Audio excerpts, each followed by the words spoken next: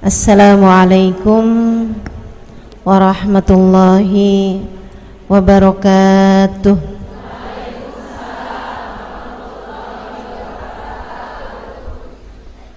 Alhamdulillah, wassalatu wassalamu ala Rasulillah Muhammad ibn Abdillah wa ala alihi wa sahbihi wa man walah. Subhanaka la ilma lana illa ma 'allamtana innaka antal alimul hakim. Rabbi shrah li sadri wa yassir li amri wahlul 'uqdatan min lisani yafqahu qawli, amma ba'du. Alhamdulillah, sama-sama kita hormati, kita muliakan Sahibatul Bait, pimpinan Majelis Ta'lim Nurun Nizam, dan juga sahabat Zahra Neng Haji Teh Nur Karyati. Kita doakan beliau beserta seluruh keluarganya, suami, anak, cucu, senantiasa dalam rahmat ridha Allah Subhanahu wa ta'ala. Dipanjangkan umurnya, disehatkan badannya, dimudahkan urusannya, dikabulkan hajatnya, semakin dicinta Allah Subhanahu wa ta'ala dan Rasulnya, dibahagiakan hidup dunia akhiratnya. Segenap hubabah, segenap ibu nyai pimpinan pondok pesantren, dan juga ibu-ibu pimpinan majelis ta'lim, para ustadzah, para syarifah, yang semoga semuanya dirahmati dan dimuliakan Allah Subhanahu wa ta'ala, serta tentu saja semua yang hadir di majelis ini, baik ibu-ibu, kakak-kakak, adik-adik, anak-anak, yang mudah-mudahan semuanya dirahmati dan dicintai Allah, disayangi dan disyafaati Nabi besar Muhammad,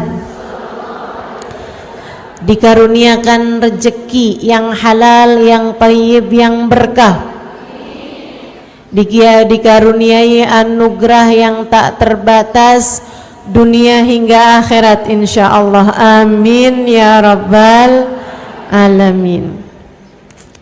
Hari ini pembahasannya mengenai membuka pintu rezeki. Ini kayaknya permintaan orang-orang Purwakarta. Habis lebaran rezeki pada seret ustazah, gitu katanya, betul? Biasanya tuh siklusnya Ramadan buat orang-orang Indonesia, 10 hari pertama Ramadan yang banyak di masjid, 10 hari yang berikutnya yang banyak di mall, di pasar, belanja, beli baju baru. 10 hari yang berikutnya di stasiun, di terminal, di bandara, mau pada mudik gitu ya. 10 hari habisnya lebaran yang banyak di Pegadaian. Duit udah kehabisan, gadai-gadai gelang, kalung, begitu? Enggak, insya Allah. Saudaraku sekalian yang saya muliakan, rezeki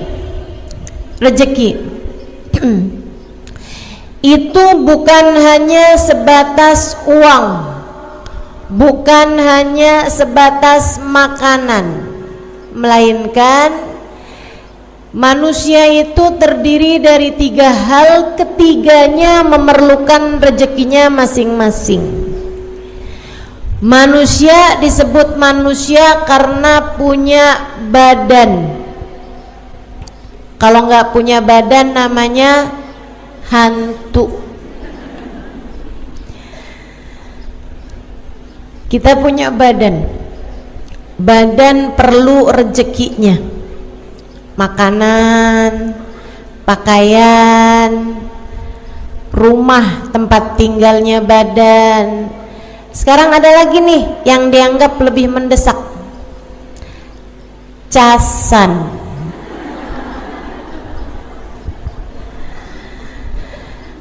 Badan perlu pakaiannya, perlu makanannya, dan itu adalah rezekinya badan kita.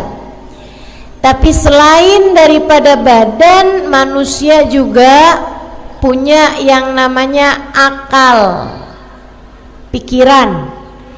Ini juga perlu rezekinya. Rezekinya namanya ilmu. Perlu nih rezekinya akal kita. Saya ingat kalau saya habis bicara di Malaysia, di Singapura, selesai itu orang kalau salaman sama saya suka bilang, makasih Ustazah, Allah rezekikan saya untuk mendengarkan ilmu Ustazah. Terima kasih, Allah rizkikan saya mendengarkan ilmu Ustazah. Mereka benar-benar menganggap ilmu yang diberi itu adalah merupakan rezeki. Dan memang demikian, sebab akal perlu ilmu. Mudah-mudahan kita semuanya dikaruniai ilmu yang manfaat, ilmu yang bawa kebaikan, kebahagiaan bagi dunia hingga akhirat, ilmu yang menjadi hujjah lana wala taj'alhu hujjah alaina birahmatika ya arhamar rahimin, amin ya rabbal alamin. Manusia punya badan, manusia punya akal, keduanya perlu rezekinya masing-masing. Dan yang ketiga, manusia punya hati. Hati perlu rezekinya. Rezekinya hati banyak. Orang kalau penuh rezeki hatinya, biasanya jadi enggak terlalu perlu sama rezeki badannya. Orang kalau hatinya rezekinya banyak, itu biasanya enggak terlalu memerlukan sama rezekinya badan. Apa rezekinya hati? Yang nomor satu adalah rahmatnya Allah. Rezekinya hati, kasih sayangnya Allah.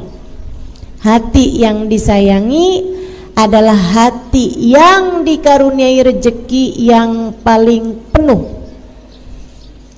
Itu sebabnya Allah ketika menyebut Nabi Muhammad dengan bahasa an'amallahu alaihim, orang yang dikasih nikmat, dikasih rezeki yang paling banyak. Padahal secara makanan Nabi Muhammad pernah mengganjal perutnya dengan batu karena 3 hari 3 malam gak makan apa-apa. Padahal kalau secara pakaian Nabi Muhammad memiliki pakaian yang sangat sedikit. Nabi apabila punya sendal yang baru, sendal yang lama disedekahkan. Nabi Muhammad rumahnya sangat kecil, tapi Allah bilang, kamu wahai Muhammad manusia yang dirizkikan nikmat yang paling banyak, rezeki yang paling banyak turunnya kepadamu wahai Muhammad. Kenapa bisa begitu? Padahal kita melihat keterbatasan rezeki secara badan yang Allah SWT berikan kepada baginda kita Nabi Muhammad. Sebabnya adalah karena Allah menjadikan rezeki hatinya Nabi Muhammad penuh, bahkan luber. Allah mengatakan, wa ma arsalnaka illa rahmatan lil alamin. kami utuskan engkau wahai Nabi Muhammad meluberkan rahmat bagi semesta. Rahmat yang Allah berikan kepada Nabi Muhammad penuh, luber-luber, sampai Nabi Muhammad bisa menjadi orang yang menebarkan kasih sayang Allah kepada kita umatnya. Innama ana rahmatun muhdah, kata Nabi Muhammad alaihissalam, sesungguhnya saya adalah rahmat yang Allah subhanahu wa ta'ala bagikan ke atas muka bumi ini. Itu Nabi kita Muhammad sallallahu alaihi wa ala alihi wa sahbihi wasallam, manusia yang diberi rezeki yang paling banyak. Jadi Bu, Dek, Nak, kalau kamu lagi ngomongin urusan rezeki, yang kebayang jangan cuma saldo rekening, yang kebayang jangan cuma uang bisa kamu belikan seblak, bisa kamu belikan makanan, atau bisa kamu belikan pakaian. Yang kamu bayangkan tentang rezeki jangan cuman sekedar apa yang masuk ke dalam perutmu. Itu adalah serendah-rendahnya rezeki.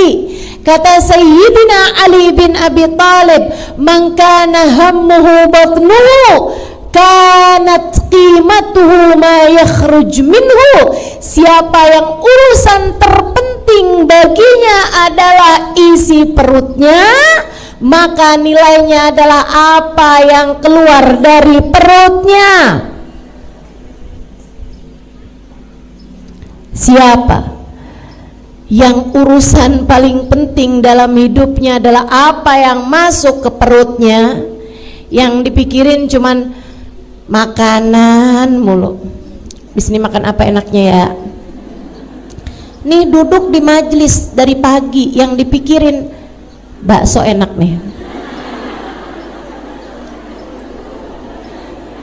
Yang dipikirin nih mendung-mendung gini nih, pisang goreng, Indomie pakai rawit.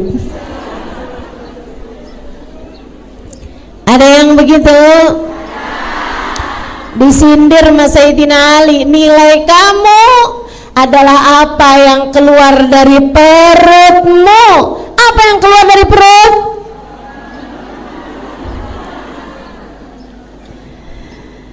Ya Allah, rezeki bukan cuman sekedar itu Bu, rezeki bukan cuma itu Dek, rezeki bukan cuman sekedar makanan, enggak gitu. Itu termasuk bagian dari rezeki, akan tetapi itu adalah serendah-rendahnya rezeki. Nah kalau minta rizki, minta tuh sekalian rizki yang besar-besar. Bahkan badan kita ini, rezeki paling besarnya bukan makanan.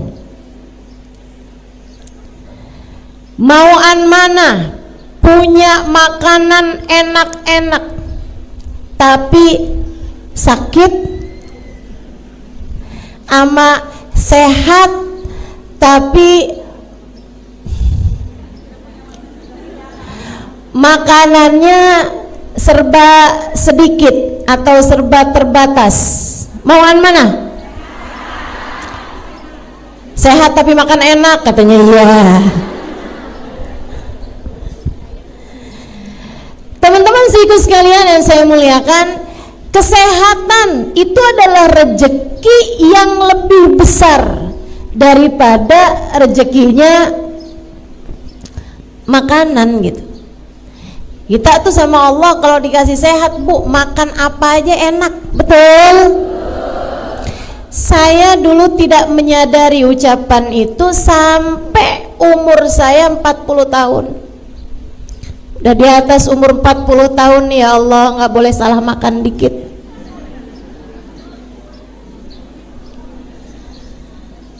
Ada ibu-ibu yang nyaut, betul. Senasib kamu ya Bu ya.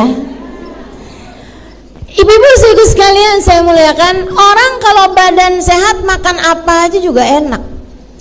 Tapi begitu badan lagi nggak sehat, begitu badan lagi nggak enak, ya Allah, ya Allah.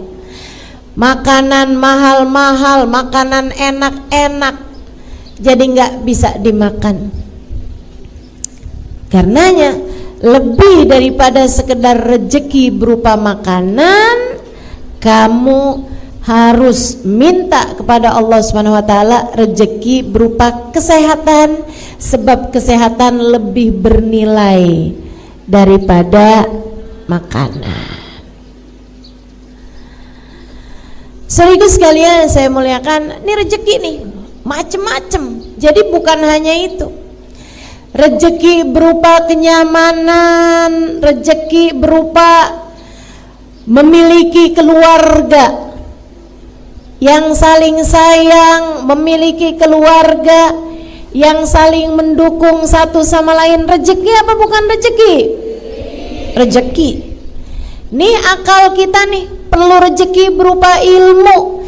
Tapi ilmu itu juga ibu-ibu sekalian yang saya muliakan, adik-adik semuanya, enggak asal ilmu bisa Allah Subhanahu wa taala rezekikan kepada kita. Kita perlu guru buat menyampaikan ilmu dengan cara yang paling indah. Guru saya Habib Ali Al-Jufri pernah mengatakan, saya ketika membaca berita teroris bawa bom bunuh diri, ngebom, saya kalau baca berita ada pasukan-pasukan bawa bendera la ilaha illallah Muhammad Rasulullah, nyerang anak-anak, nyerang orang-orang tua, bawa ketakutan di hati manusia. Beliau mengatakan, saya kalau mendengar ajaran-ajaran yang haram, bid'ah, syirik, berziarah ke makam, syirik, wah, kata Habib Ali Al-Jufri, saya bersyukur tidak mendapatkan guru seperti mana yang mereka mendapatkannya.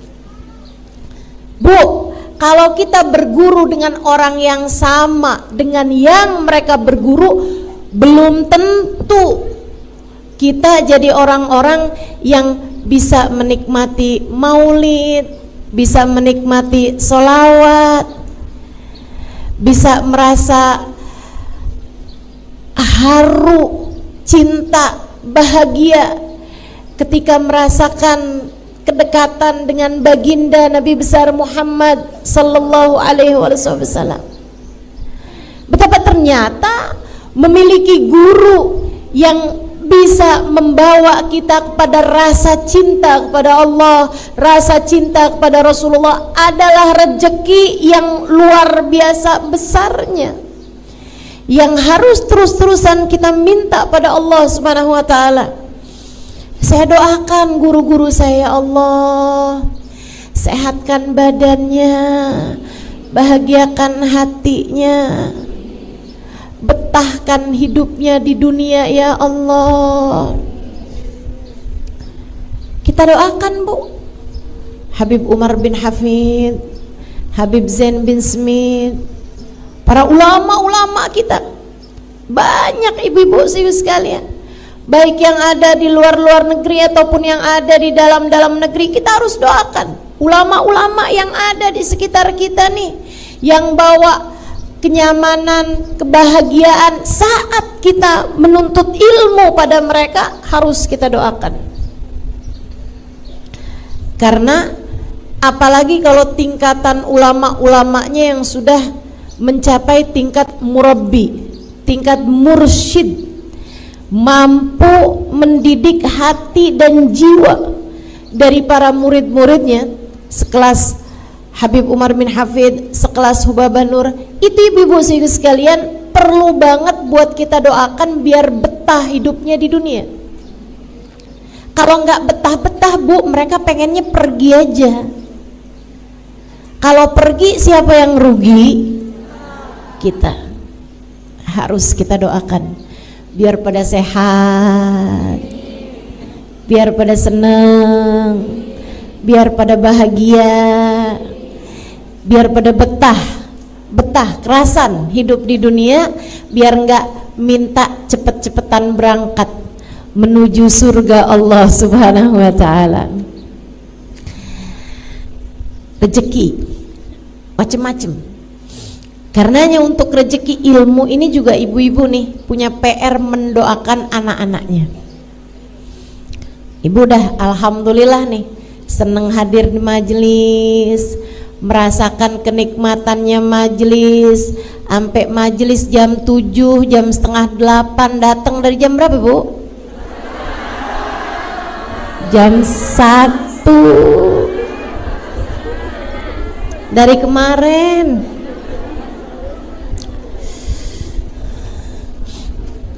Dari tanggalannya belum ganti ya.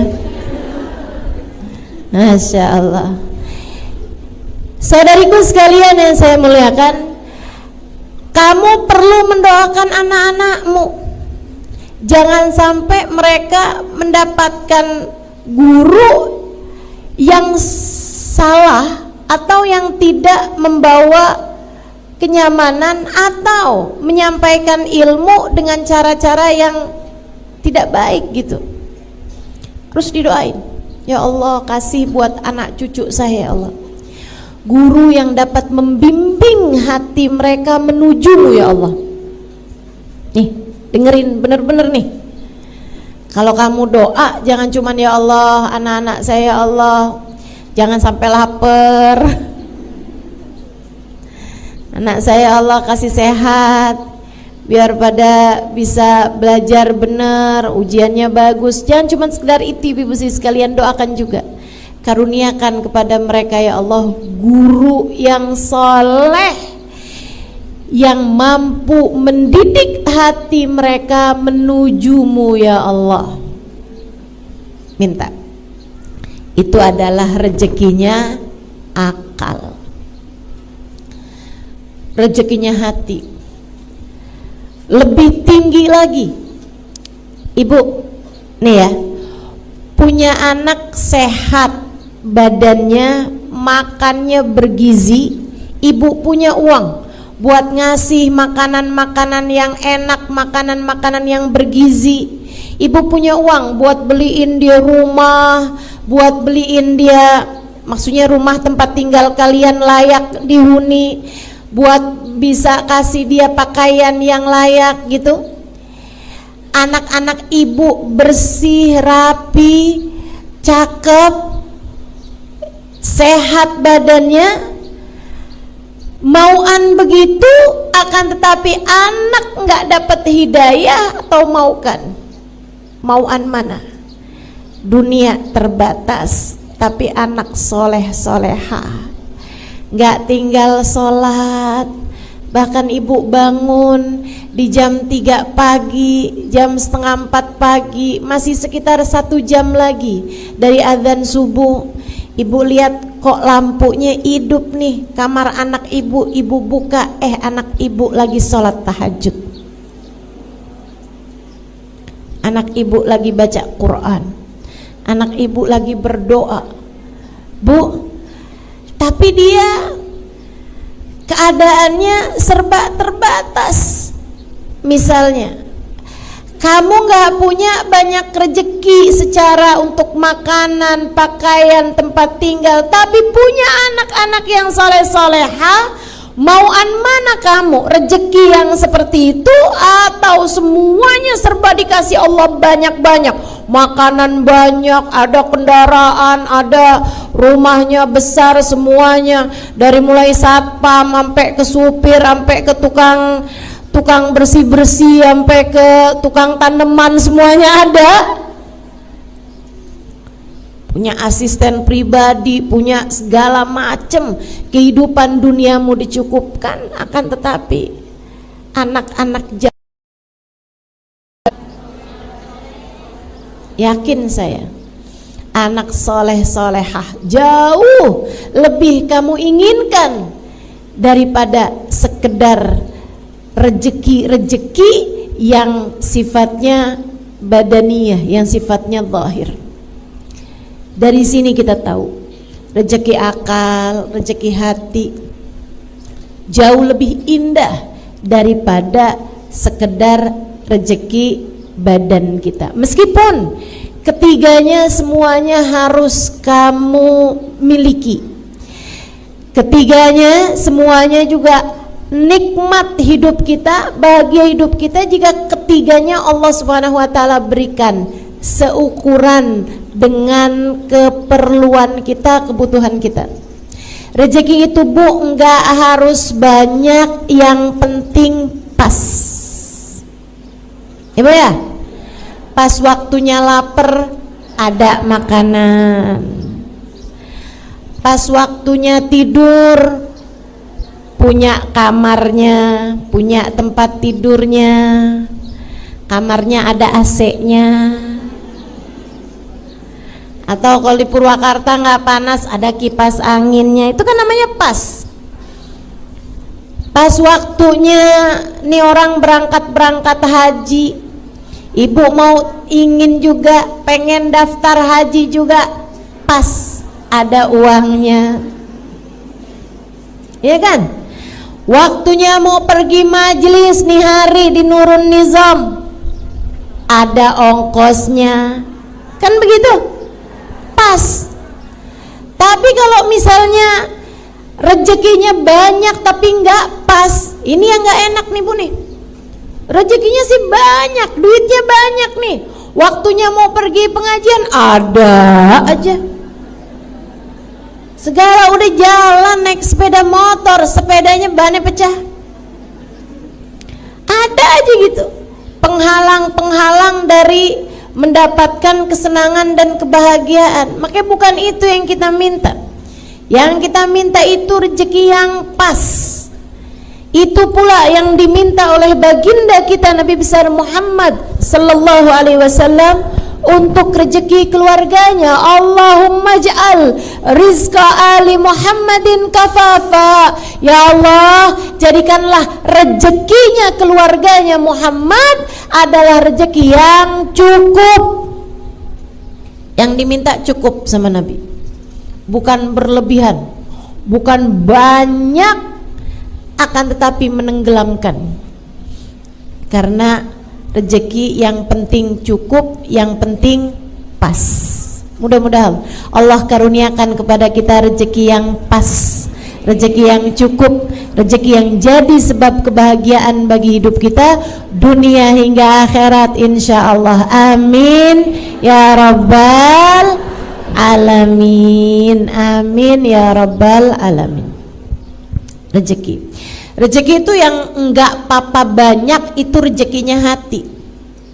Sebab rezekinya hati itu kalaupun banyak, itu yang ada adalah tumpah. Kalau tumpah, maka ia bisa mengalir kepada orang-orang di sekeliling.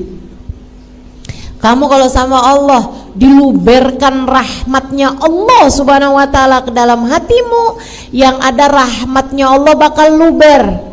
Kalau udah rahmatnya Allah luber ke dalam hatimu, anak-anakmu ikut merasakan rahmat tersebut, jadinya adem, pada soleh, hidayah, sholatnya benar, akhlaknya bagus. Bapak Ibu sekalian, kalau kamu lihat, kenapa ya anak saya ini keras-keras, suami saya juga keras, ngomong gak pernah pelan, marah-marah mulu. Bu, kurang rahmat. Hati kamu kurang diturunin rahmat, hati keluargamu kurang diturunin rahmat. Kamu kurang rezeki berupa rahmatnya Allah subhanahu wa ta'ala. Orang kalau diturunin rahmatnya Allah, kasih sayangnya Allah penuh dalam hatinya, kasih sayang tersebut membuatnya akan menyayangi siapapun dan membuatnya tak tega menyakiti siapapun. Orang kalau besar rahmatnya Allah dalam hatinya, Dia akan menyayangi siapapun dan apapun, dan akan membuatnya tak sampai hati menyakiti siapapun dan apapun. Bahkan kepada binatang sekalipun dia tak sampai hati menyakitinya. Ibu-ibu sekalian saya muliakan, Habib Ali Habsyi, penulis Maulid Simtud Durar, itu ibu, beliau mengatakan, sepanjang hidup saya di kota Sewun tidak ada orang yang bertengkar. Kenapa bisa begitu? Dari besarnya rahmat, dari besarnya rezeki berupa rahmat yang Allah Subhanahu wa taala turunkan ke dalam hatinya Habib Ali Al-Habsyi. Masya Allah, Masya Allah. Ibu liatin tuh, anak-anak ibu pada suka bertengkar apa enggak? Yang enggak salahin emaknya juga Kenapa ya Ustazah, anak saya kalau ngomong kasar? Kamu bagaimana? Iya sih. Ya enggak salah. Kurang rahmatnya Allah Subhanahu wa taala. Ayo nih, kita perlu nih semua rezeki-rezeki nih. Gimana nih cara ngebuka rezeki-rezeki ini nih? Termasuk nih adik-adik jomblo nih. Sampai setiap majelis kalau udah waktunya doa, ya Allah jodoh ya Allah. Anaknya Pak Lurah cakep tuh ya Allah. Baik juga kelihatannya.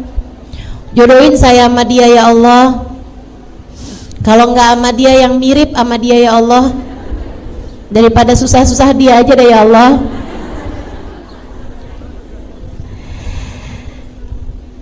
Jodoh itu juga teman-teman, urusan jodoh juga nih, nggak penting banyak, nggak penting besar, badannya XXL gitu, nggak penting. Yang penting adalah pas, dan bukan urusan cepat atau lambat. Yang penting adalah tepat. Pas itu tadi, pas buat kamu gitu, pas buat orang tersebut. Suami istri itu yang penting bukan pintar, yang penting bukan kaya, yang penting bukan bisa segala macem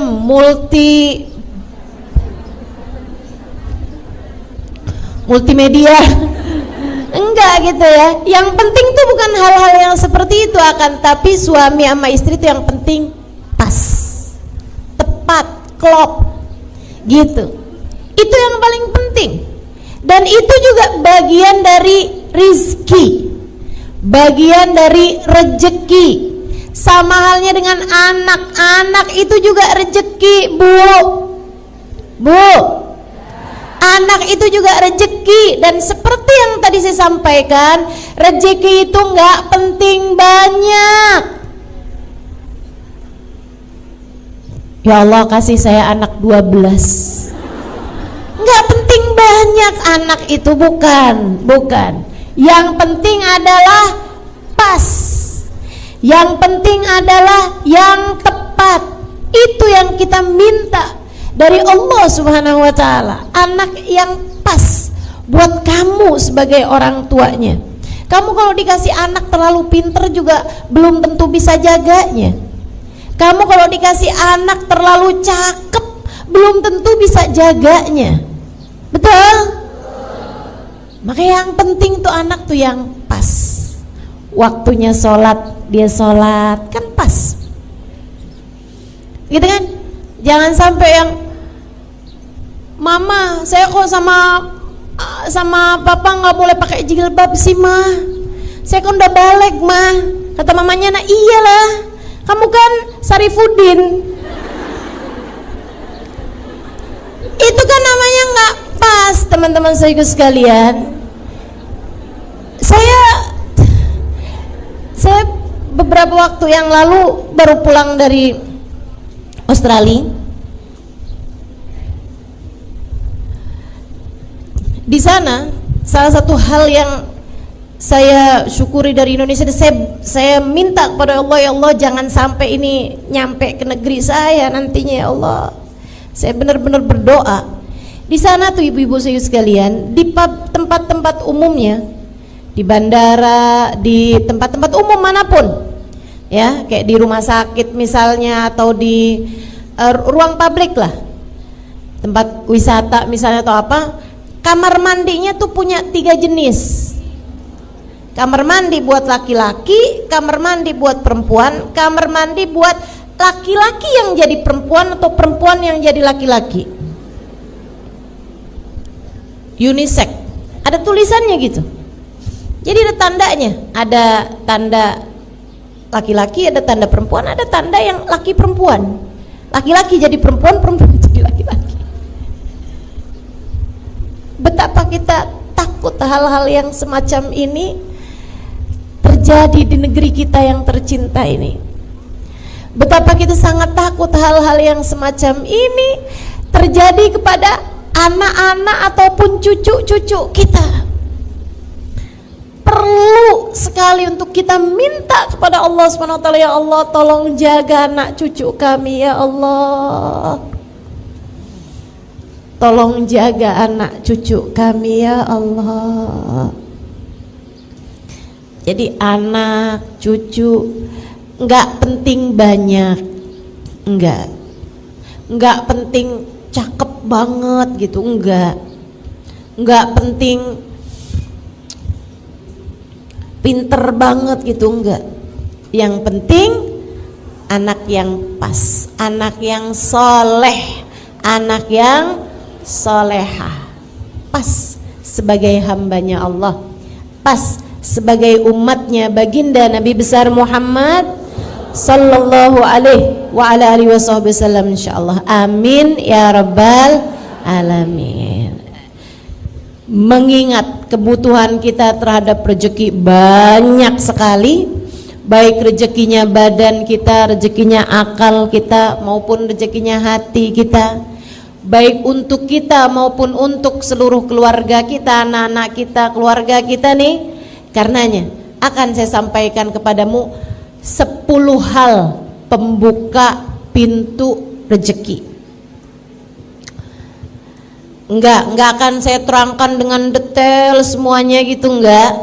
Karena kalau diterangkan dengan detail sampai asar nih kayaknya. Jadi saya akan sampaikan pelan-pelan 10 hal yang dapat menjadi pembuka pintu rezeki bagimu, baik rezeki zahir seperti yang saya sampaikan, rezeki berupa makanan, minuman, tempat tinggal, kendaraan, itu kan ya, handphone, kenyamanan, apapun aja, rezeki zahir maupun rezeki batin, seperti yang tadi saya sampaikan, ilmu, guru yang dapat membimbing kita, kajian-kajian yang menyenangkan. Kita mesti juga doakan negeri kita, mudah-mudahan senantiasa Allah SWT tetapkan keadaannya menjadi negara yang bebas ngaji dimanapun dan kapanpun. Alhamdulillah. Kita minta sama Allah SWT, tetapkanlah rezeki yang ini ya Allah, tetapkanlah rezeki yang ini. Karena saya banyak jalan kemana-mana ibu-ibu sekalian, bukan mudah untuk sebuah negara memperkenankan rakyatnya untuk mengadakan kajian-kajian secara umum seperti kita ini. Susah. Saya kalau mau ngisi di Singapura 6 bulan sebelumnya mesti tanda tangan banyak banget, karena dimintakan perizinan kepada negaranya. Untuk bikin satu acara itu dimintakan kertas yang sangat banyak sekali, harus ditandatangani secara langsung oleh pihak yang akan membuat acara tersebut atau mengisi acara tersebut. Bukan mudah. Itu pun juga nggak bisa pakai sarana-sarana umum seperti kita semacam ini gitu ya. Maksudnya nggak orang duduk sampai di jalan-jalanan, itu nggak bisa tuh, mereka tuh harus ngadainnya di tempat yang memang kayak gedung atau tempat-tempat pertemuan atau sekurangnya masjid gitu kan? Itu yang diperkenankan gitu. Sangat sulit sekali kalau ibu pergi ke negara-negara, bahkan kayak negara-negara Saudi Arabia, Abu Dhabi gitu ya, Uni Emirat Arab, juga bukan mudah untuk mengadakan kajian-kajian umum semacam ini. Salah satu dari yang dimudahkan membuat kajian-kajian umum besar-besar semacam ini selain Indonesia, yang saya lihat adalah Hadramaut, Yaman. Di sana juga sama nih kayak begini nih, Habib Umar bikin majelis di pasar, Habib Umar bikin kajian-kajian di mana-mana saja tempat, dan bahkan masjid-masjid mereka mengadakan hataman Al-Quran sampai ke jalan-jalanan, semuanya penuh orang, pandangan yang luar biasa indahnya. Mudah-mudahan Allah Subhanahu wa taala tetapkan negeri ini dan juga negeri Hadramaut ditetapkan kenikmatan-kenikmatannya, dan negara-negara yang lain juga insyaallah mudah-mudahan Allah Subhanahu wa taala karuniakan kenikmatan semacam kenikmatan yang Allah berikan pada negeri kita ini insyaallah. Amin ya rabbal alamin. Juga rezeki hati, semua hal yang akan saya sampaikan ke 10-10-nya ini membuka pintu rezeki zahir dan batin. Yang pertama, kalau kamu pengen rezekimu terbuka, hal pertama yang harus kamu lakukan adalah taat sama perintah Allah, jauhi dosa. Karena rezeki itu adalah sesuatu yang Allah Subhanahu wa taala berikan dan kamu inginkan. Bagaimana mungkin Allah memberi kepadamu apa yang kamu mau jika kamu tidak melaksanakan apa yang Allah mau? Kerjain dulu yang Allah mau, kamu akan diberi apa yang kamu mau. Taat. Nomor 1, kerjakan perintah Allah, jauhi larangan Allah. Sampai-sampai katanya Sayyidina Fudail bin Iyad, kalau saya tidak salah ingat, salah satu dari ulama-ulama kita, idza hassait kaslan fil jasad, kalau kamu ngerasa badanmu lemah, males gitu, lemah badan kamu, dhafan fi jasad, kalau kamu ngerasa badan kamu lemah, kayak nggak punya kekuatan gitu buat ibadah, buat ngerjain macam-macam hal. Kalau kamu ngerasain badan kamu lemah, kalau kamu ngerasain rezeki kamu tersendat, coba ingat-ingat dosa apa yang sudah kamu kerjakan.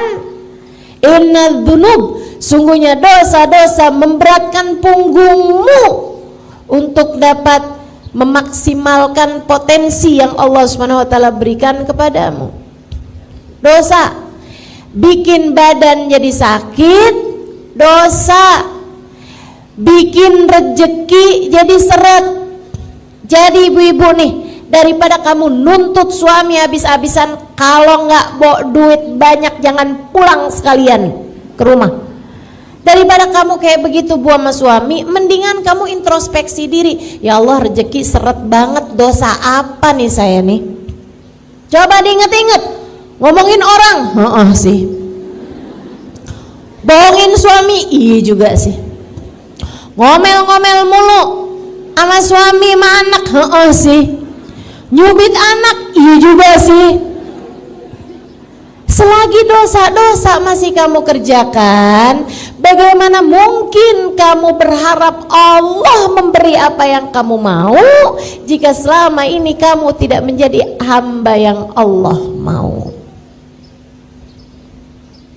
Bu, sampai-sampai saya pernah dengar satu ungkapan, la ghina ma'az zina. Saya nggak pasti apakah itu ucapan dari baginda Nabi Muhammad SAW, entah itu hadis, entah itu ucapan dari seorang ulama, tapi yang pasti kebenarannya memang nyata. La faqra ma'az zina, la faqra ma'ad-duha, kama la ghina ma'az zina. Tidak ada kefakiran bersama dengan salat duha. Nanti akan saya sampaikan. Ya, nomor 1 ini, kerjakan perintah Allah, tinggalkan larangan Allah. La ghina ma'az-zina, tidak ada kekayaan bersama dengan perzinaan. Hisan wa makna, kata guru saya, guru kita Habib Umar bin Hafid. Hisan wa makna, secara zahir dan batin. Artinya orang kalau berzina, dia belum bertaubat dari perbuatannya, masih aja gitu, tar ketemu sama pacarnya atau sama orang yang dia cintai itu ya, yang dia senengin itu, kemudian dia berzina gitu kan. Teman-teman sih sekalian, walaupun sekarang sedang tidak mengerjakan perbuatan zina itu, tapi dalam masa-masa dia belum bertaubat dari perbuatan zinanya tersebut, tidak akan Allah berikan kekayaan, kecukupan, gak akan. Kurang aja terus, ambisi aja terus, kepengen ini, kepengen itu, terus aja gitu. Walaupun uang saldo di rekeningnya udah banyak, kurang aja rasanya. Dan ini kesian. Bu, saya nggak kesian orang yang punyanya hartanya sedikit, binisbah harta ya, terhadap urusan harta. Saya nggak kesian sama orang yang hartanya sedikit. Saya kesian sama orang yang hartanya banyak tapi tidak pernah merasa cukup.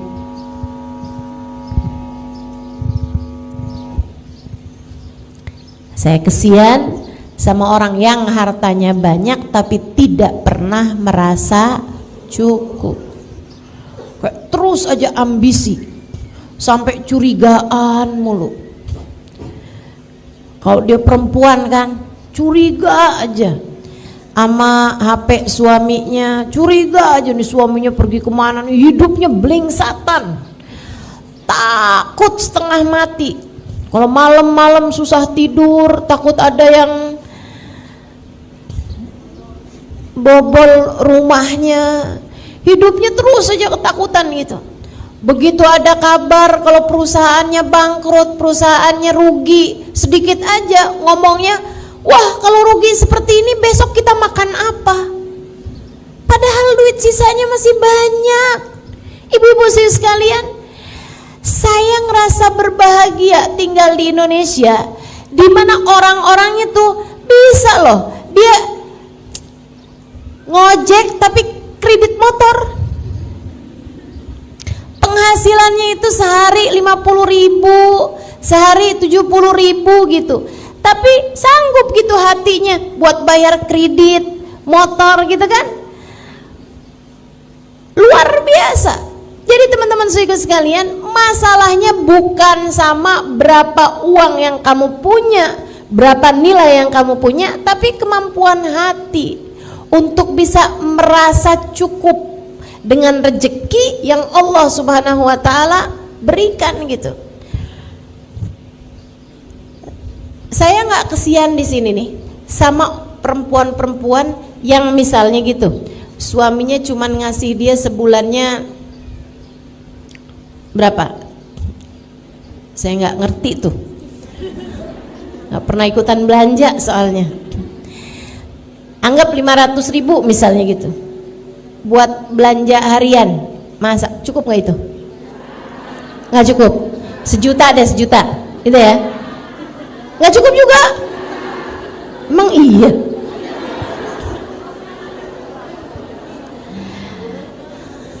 Sebulan nggak cukup.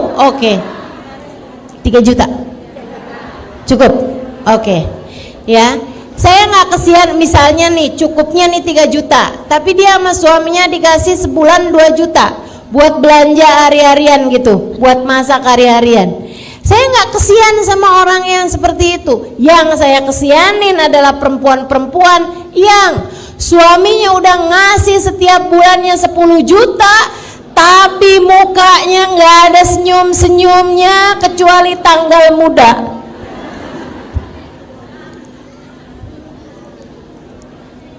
Ya ampun, kamu kok transfernya cuman segini nih?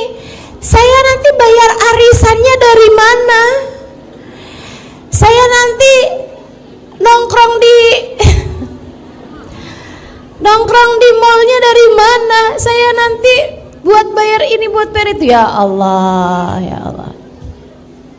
Jadi teman-teman saya sekalian, tuh dia tuh masalahnya ya.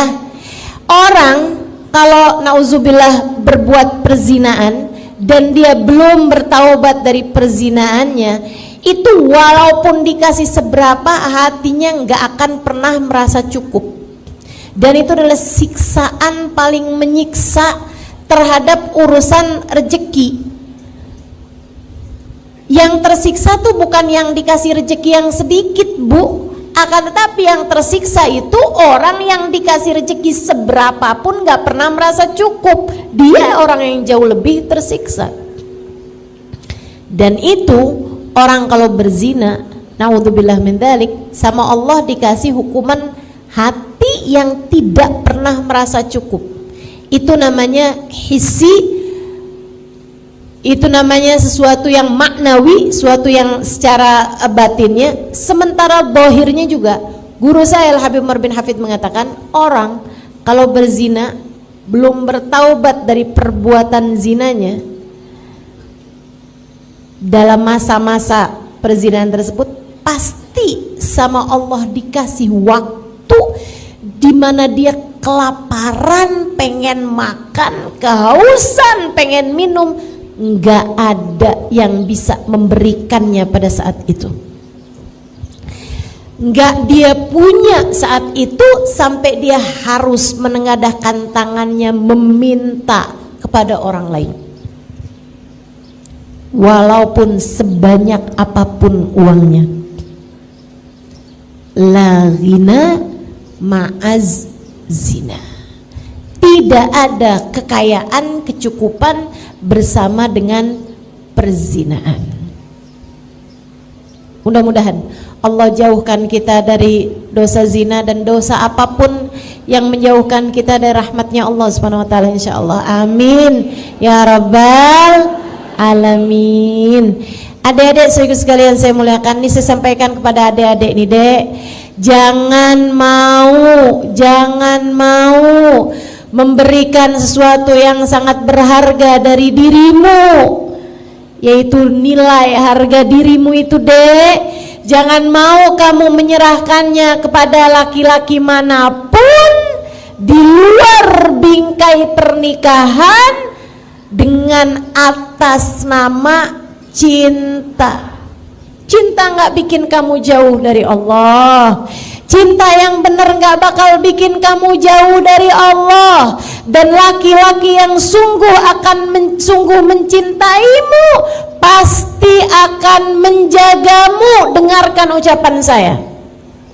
Laki-laki yang mencintaimu pasti akan menjagamu, tak akan membiarkanmu bersama dengan dirinya terjerumus di dalam lubang-lubang dosa, dalam lembah-lembah nista.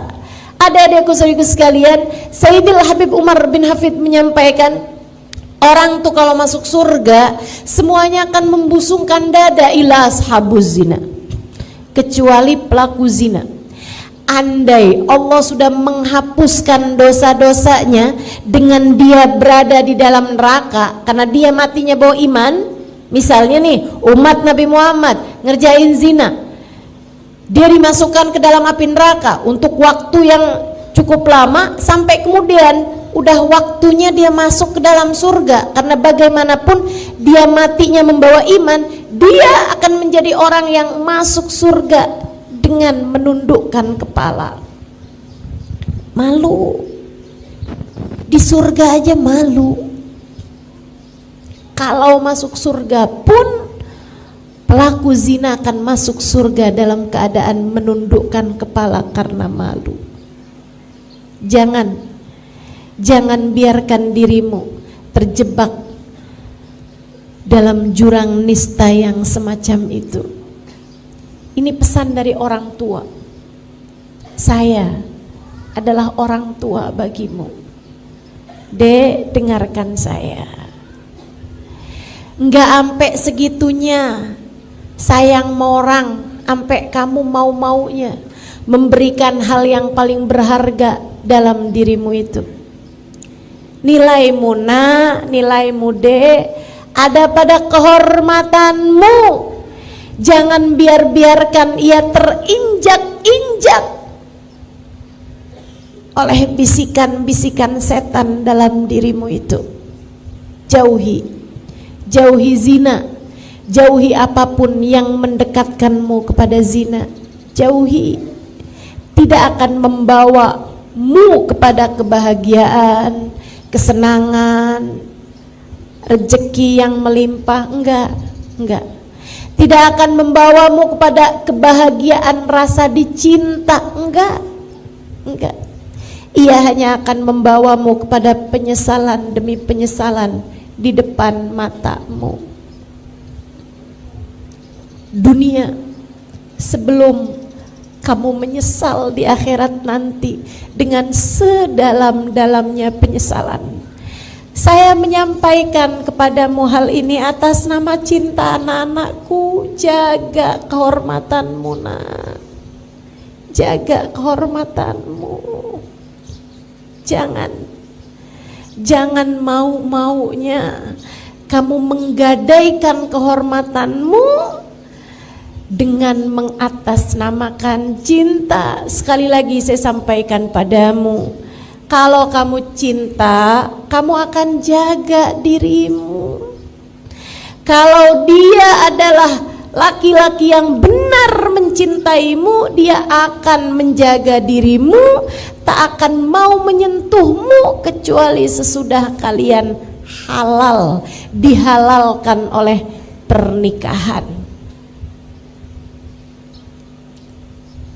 Jangan love ghina ma'azina.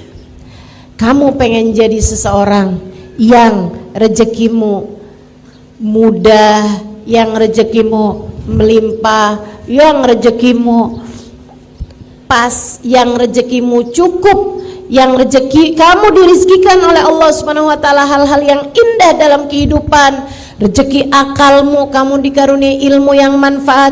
Rezeki hatimu, kamu disayang Allah, kamu disayang Rasulullah, dikaruniai keimanan, keikhlasan, kesyukuran, ketawaduan. Kamu dikaruniai akhlak-akhlak yang terpuji. Kamu dikaruniai cinta pada manusia-manusia yang dicinta oleh Allah Subhanahu wa taala.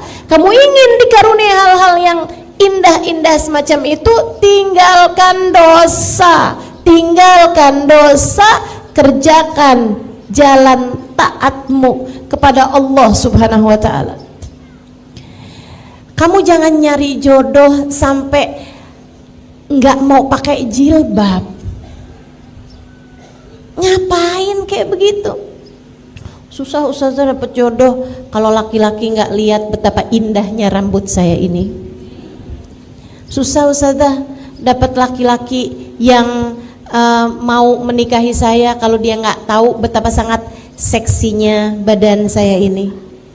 Kalau pikiranmu seperti itu, kamu hanya akan bertemu dengan laki-laki yang hanya akan memandang tubuhmu dan akan memandang kecantikanmu semata sebagai sebab dia mencintaimu. Dan yang di luar sana yang lebih cantik darimu banyak. Yang di luar sana yang badannya lebih bagus dari kamu banyak. Kalau begitu cara berpikirmu tentang urusan jodoh, jangan salahkan siapa-siapa. Jika sesudah menikah denganmu, suamimu hanya akan jatuh cinta dengan perempuan demi perempuan, perempuan demi perempuan yang jauh lebih cantik darimu sesudah pernikahan. Naikkan nilaimu dengan menaikkan taatmu di sisi Allah.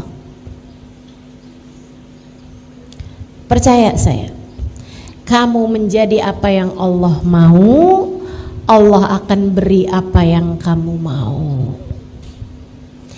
Jadilah hamba yang Allah mau, Allah akan menjadi seindah-indah Tuhan sesuai dengan apa yang kamu mau. Allah akan beri padamu apapun yang kamu inginkan. Teman-teman saudaraku sekalian, Allah menyampaikan dalam hadis qudsinya, innama ana alladhi idza qultu li syai'in kun fayakun sa'aj'al man ahbabtuhu idza qala li syai'in kun fayakun. Aku adalah zat yang apabila menghendaki sesuatu hanya perlu berkata jadilah, maka jadilah sesuatu tersebut. Aku akan menjadikan hamba-hamba yang aku cintai apabila menghendaki sesuatu hanya perlu berkata jadilah, maka jadilah sesuatu tersebut. Kalau kamu dicinta, kamu akan diberi sesuai dengan yang kamu inginkan. Jalan pertama untuk membuka pintu rezekimu adalah dengan taat dan jauhi dosa. Insya Allah. Yang kedua, ibu-ibu sekalian saya muliakan, nih, kalau kamu kepengen wangi, kamu mesti deket sama orang yang tukang jual minyak wangi, atau sekurangnya kamu mesti deket sama orang yang wangi-wangi biar kamu bisa dikasih minyak wangi, kan gitu ya? Ya kan? Itu sesuatu yang niscaya, teman-teman. Kalau kamu pengen pinter, kamu harus deketi orang yang pinter-pinter. Kalau kamu pengen solehah, kamu mesti deketi orang-orang yang solehah-solehah. Karenanya kalau kamu kepengen menjadi seseorang yang diberi nikmat rezeki sama Allah Subhanahu wa taala yang sesuai dengan apa yang kamu inginkan, rezeki zahir, rezeki batin, semuanya nih dikasih sama Allah Subhanahu wa taala, maka kamu mesti dekat sama orang-orang yang memang telah diberi nikmat sama Allah paling banyak. Siapa mereka? Allah sebutkan dalam Al-Qur'an. A'udzu billahi minasyaitonir rajim. Man yuti'illaha war rasul faulaika ma'al ladina an'amallahu alaihim minan nabiyyina was siddiqina was syuhada was salihin wa hasuna ulaika rafiqa. Dzalikal fadlu minallah wa kafa billahi alima. Kata Allah, siapa yang taat kepada Allah dan Rasulnya, mereka akan dikumpulkan di akhirat nanti bersama dengan orang-orang yang dirizkikan paling banyak sama Allah, yang dikasih kenikmatan paling melimpah ruah dari Allah Subhanahu wa taala, yang dikaruniai rezeki-rezeki badan yang paling pas, yang paling cukup, rezeki akal yang paling, ilmu yang paling bermanfaat, rezeki hati yang paling melimpah ruah. Siapa mereka? Allah sebutkan, minan nabiyyin, para nabi-nabinya Allah, wasiddiqin, para wali-walinya Allah, wasyuhada, para pejuang di jalan Allah, para ulama, para pejuang di jalan Allah Subhanahu wa taala, wasalihin, orang-orang soleh. Maka yang nomor 2 dari pembuka pintu rezeki adalah cintai para nabi, para wali, para ulama, dan orang-orang soleh. Cintai mereka. Yang mencintainya membawamu kepada kedekatan dengan Allah Subhanahu wa taala. Karena Bu, saya kasih tahu, rezekimu itu hanya perlu kamu jemput.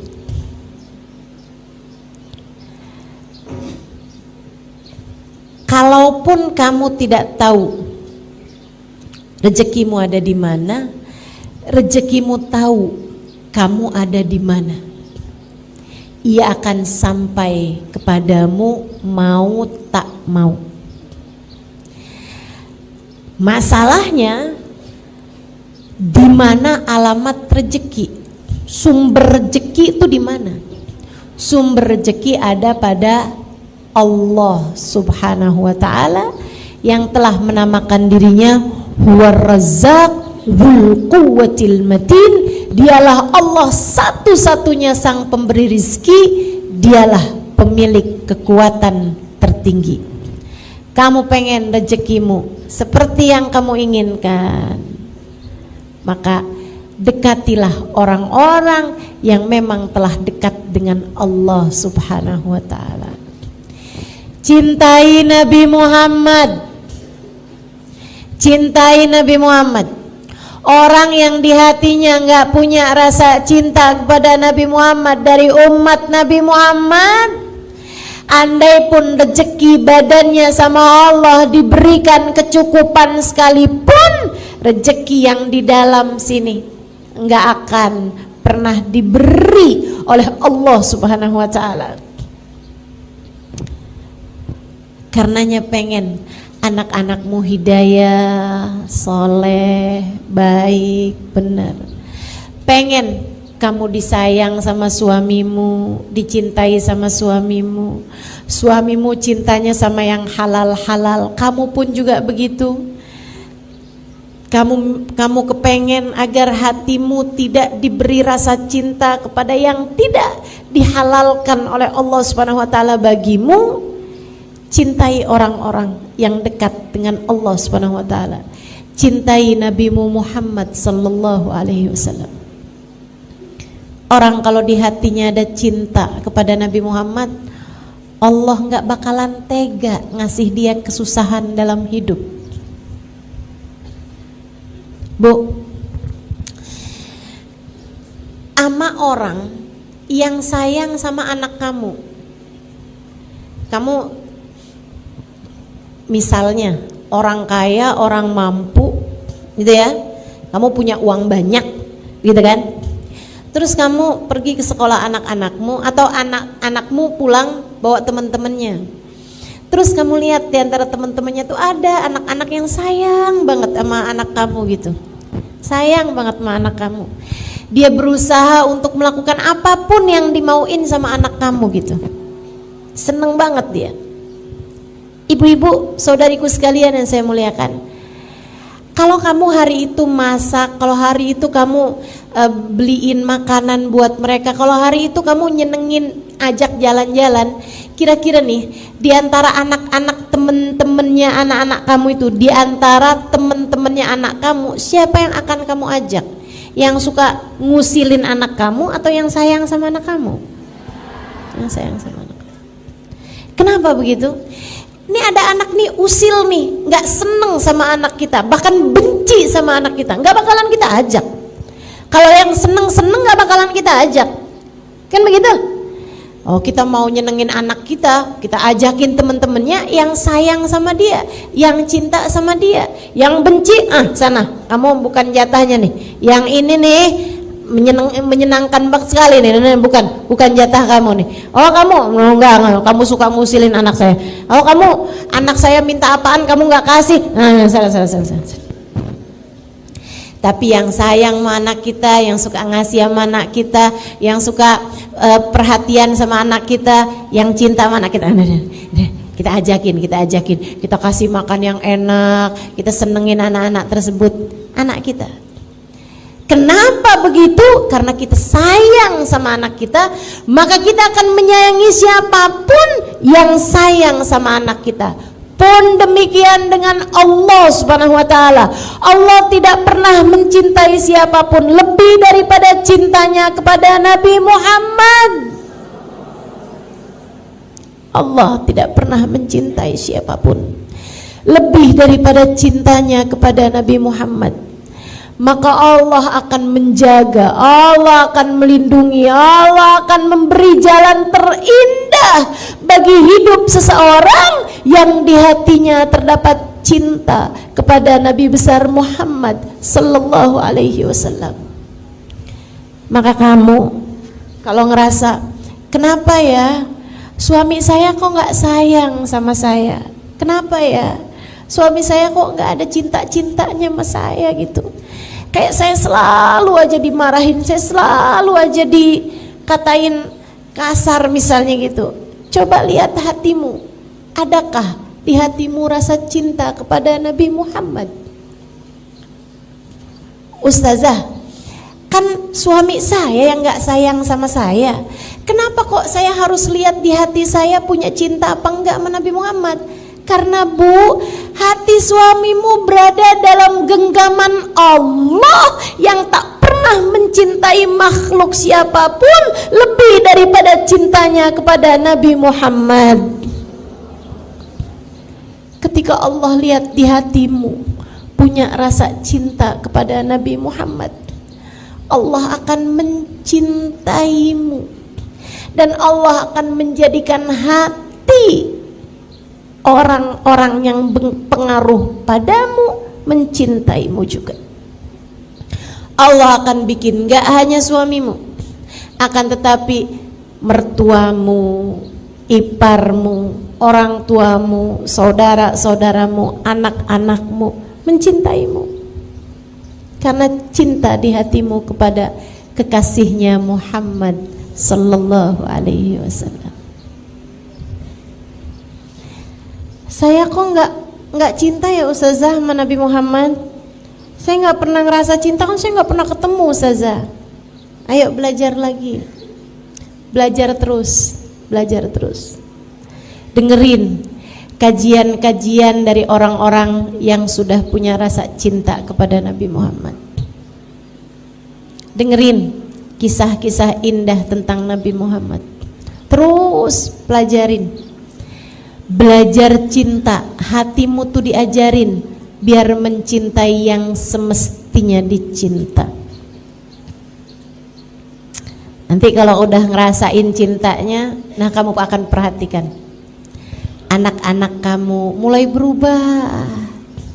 Kamu dirizkikan baktinya anak-anakmu padamu karena cintamu kepada kekasihnya Muhammad sallallahu alaihi wasallam. Mencintai Nabi, mencintai para sahabat Nabi, mencintai para ulama-ulama, mencintai guru-guru, mencintai orang-orang soleh, mencintai orang-orang soleh, itu bawa kepada rizki yang bahkan bukan cuman rizki zahir, akan tapi rizki batin. Makanya teman-teman saya sekalian, ada hadis bunyinya begini nih, dengerin saya, ini penting karena banyak terjadi nih. Katanya Nabi Muhammad alaihissalam, sayati zaman ala ummati yafirruna minal ulama fa'ablahum Allah thalath baliyat. Akan datang waktunya umatku mereka benci sama ulama, lari-lari menjauh dari ulama tersebut, nggak kepengen kenal, nggak kepengen deket, bahkan benci hatinya sama orang-orang yang membawa kedekatan kepada Allah Subhanahu wa taala, para pejuang di jalan Allah. Mereka punya hasut, punya rasa benci aja gitu. Allah, cuman pegang mic, itu tuh maksudnya tuh pengen dapat amplop tuh. Ulama semuanya dikatain aja gitu. Yang ini kurang begini, yang ini kurang begitu. Ada ulama miskin dibilang, emang mau kita belajar dari orang kayak begini? Di hidup aja dia udah miskin kayak begitu tuh. Masa mau deketin kita kepada Allah Subhanahu wa taala? Ada ulama kaya tuh, duitnya dari apaan tuh? Dia jual agamanya, katanya gitu. Kamu maunya bisa cintanya sama ulama yang kayak gimana? Saudara sekalian yang saya muliakan, maka masalahnya ini bukan pada ulama yang kaya atau ulama yang miskin. Masalahnya ada mah hatimu tuh punya penyakit-penyakit, sehingga kalau ada pejabat kaya kamu puji-puji tuh, enak tuh jadi pejabat tuh kaya, hidupnya mulia. Begitu ada pejabat miskin tuh, dia tuh nggak korupsi tuh. Giliran nama pejabat kamu bisa husnudzon, giliran nama yang lain-lain kamu bisa husnudzon, tapi giliran nama ulama kenapa kamu bisa selalu suudzon? Masalahnya bukan sama ulamanya tapi sama hatimu. Masalahnya bukan sama ulamanya tapi sama hatimu. Kata Nabi Muhammad alaihissalam, akan datang waktunya pada umatku mereka lari dari ulama, nggak mau deketin ulama, benci sama ulama. Allah berikan padanya 3 jenis bala. Apa itu? Yang pertama, Allah angkat keberkahan pada harta mereka dan pada anak mereka. Anaknya nggak berkah, hartanya nggak berkah, kurang aja terus-terusan. Rezekinya nggak berkah, rezekinya nggak pas, rezekinya nggak enak. Teman-teman sekalian, rezekinya nggak enak. Rezekinya tuh keluarnya buat hal-hal yang nggak enak mulu. Rezeki itu kan ada yang keluarnya enak, ada yang keluarnya nggak enak. Rezeki uang kamu pakai buat hadir majelis, rezeki keluarnya enak apa nggak enak? Enak. Sehingga sekalian, ada orang yang anaknya ketabrakan atau anaknya nabrak, kemudian dia harus bayar ganti rugi sama yang ditabrak sama anaknya, harus keluar duit juga gitu kan. Enak apa nggak enak? Nggak enak. Rezeki itu keluar ada yang enak, ada yang nggak enak. Makanya saudaraku sekalian, ini orang-orang yang diangkat berkah dari rezekinya, itu keluar rezekinya nggak enak mulu, di jalan yang nggak enak terus-terusan. Naudzubillah min dzalik. Uangnya banyak tapi kepakainya nih buat bayar pengacara, buat urusan rebutan warisan. Ya Allah, nggak enak bener, nggak enak bener. Bayar pengadilan untuk urusan tuntutan dari orang lain, cemaran nama baik lah, apalah segala macam. Itu nggak enak banget keluar duitnya. Apalagi kalau uangnya dikeluarkan buat ngeluarin anak dari penjara. Naudzubillah, naudzubillah. Allah kasih bala, 3 jenis bala. Kalau kamu nggak cinta sama ulama, apa itu? 1, diangkat berkah dari hartanya. Rezekinya nggak ada berkahnya, nggak ada enak-enaknya rezekinya. Yang kedua, Allah akan kasih pemimpin yang zalim. Pemimpin yang zalim itu nggak harus kepala negara atau kepala pemerintahan gitu, nggak harus. Tapi kalau dia perempuan punya suami yang zalim, kalau dia laki-laki gitu kan punya atasan tempat kerja yang zalim, yang nggak sayang sama dia, ada aja. Akhirnya hidupnya terjajah sama orang, teman-teman sekalian. Itu kalau nggak cinta sama ulama. Dan yang ketiga, ini yang paling menyeramkan, orang kalau nggak cinta sama ulama, kata Nabi Muhammad SAW, Allah angkat iman dari dalam hatinya sesaat sebelum dia mati, sehingga dia mati dengan tidak membawa iman. Dia mati bukan sebagai umatnya Nabi besar Muhammad sallallahu alaihi wa ala alihi wa sahbihi wasallam. Maka hal kedua yang harus kamu lakukan untuk membuka pintu rezekimu adalah cintai orang-orang saleh, cintai para ulama, cintai para wali-walinya Allah Subhanahu wa taala, dengan kamu senang berziarah ke makam mereka yang meninggal dunia, dan kamu senang untuk mendatangi majelisnya para ulama-ulama yang masih hidup di atas muka bumi, dan cintain yang nomor satunya adalah baginda Nabi besar Muhammad sallallahu alaihi wa alihi wasallam. Yang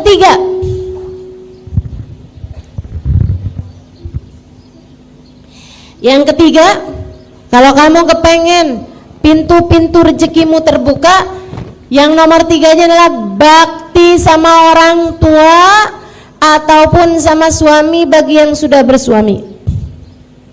Bakti sama orang tua.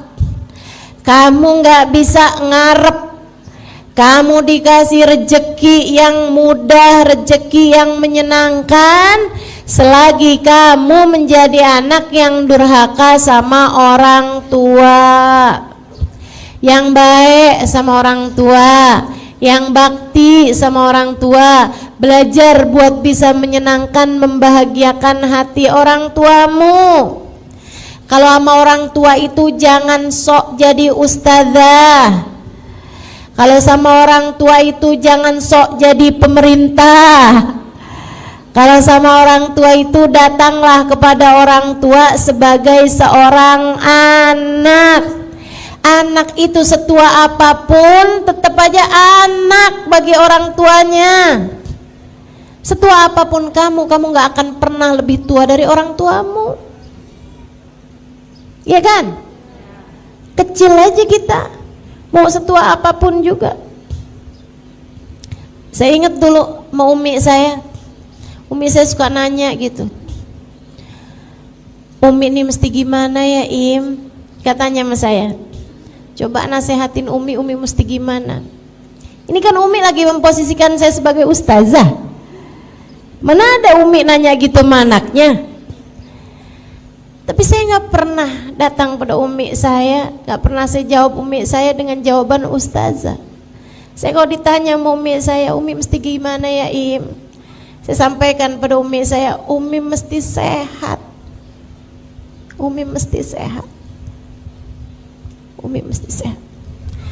Biar Umi bisa enak ibadah, biar Umi bisa enak doain kami anak-anak Umi.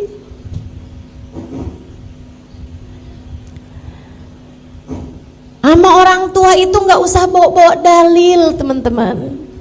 Sayangi aja. Nggak usah bawa hadis, nggak usah bawa ayat-ayat Quran, nggak usah. Nggak usah, sayangin aja, sayangin. Tapi ibu saya nggak mau sholat ustazah, doain. Linangan air matamu meminta kepada Allah Subhanahu Wa Taala, ya Allah, saya sayang ibu saya, ya Allah, saya sayang mama saya, ya Allah. Maka jangan biarkan ia berada dalam neraka-Mu di akhirat nanti. Selamatkan ia darinya, berikanlah hidayah-Mu padanya. Linangan air matamu mendoakan orang tuamu punya nilai sangat besar di hadapan Allah. Lebih daripada ceramah-ceramah yang kamu sampaikan, lebih daripada kamu menyampaikan dalil apapun kepada orang tuamu itu.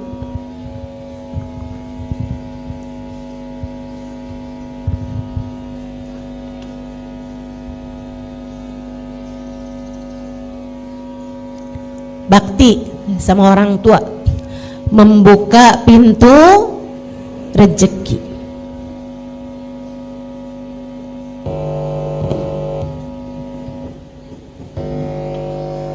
Nih buat adik-adik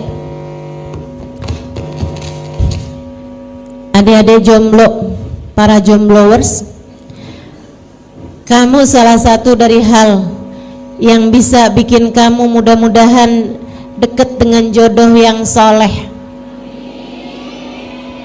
Nih yang amin kenapa emak-emak ya?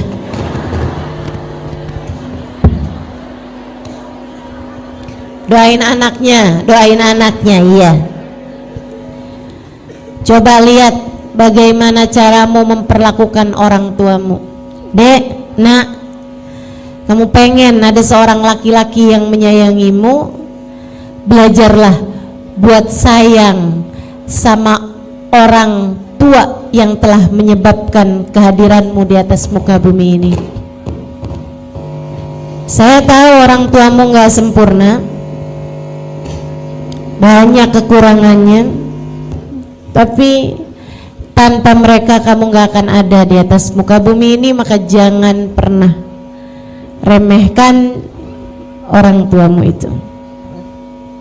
Bakti sama orang tua, atau yang punya suami nih ya, perhatikan betul bagaimana caramu memperlakukan suamimu.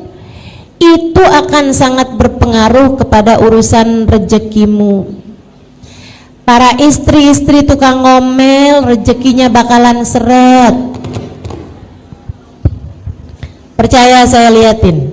Makanya saya selalu percaya sama istilah rezeki istri solehah. Emang bener, istri tuh kalau solehah rezekinya bakalan melimpah ruah. Istri kalau solehah bakalan dikasih sama Allah rezeki yang mudah. Istri kalau solehah, Allah Subhanahu Wa Taala bakalan kasih rezeki yang berkah. Maka jadilah istri yang solehah dan jadilah anak yang berbakti kepada orang tuamu. Kamu telah membuka pintu rezeki bagimu, gitu ya. Yang nomor 3. Yang nomor 4, kamu kalau kepengen rezekimu itu juga luas, gampang, mudah, berkah, membuka pintu-pintu rezeki, silaturahmimu dijaga. Silaturahmi itu sama siapa? Sama kaum kerabatmu, teman-teman. sama kaum kerabatmu tuh, sama kakak, sama adik, sama ponakan, sama bibi, yang baik, sama saudara-saudaramu tuh yang baik. Kamu kalau jadi orang yang penuh perhatian sama saudara-saudaramu, ini nih mikrofon nih bagian dari rezeki.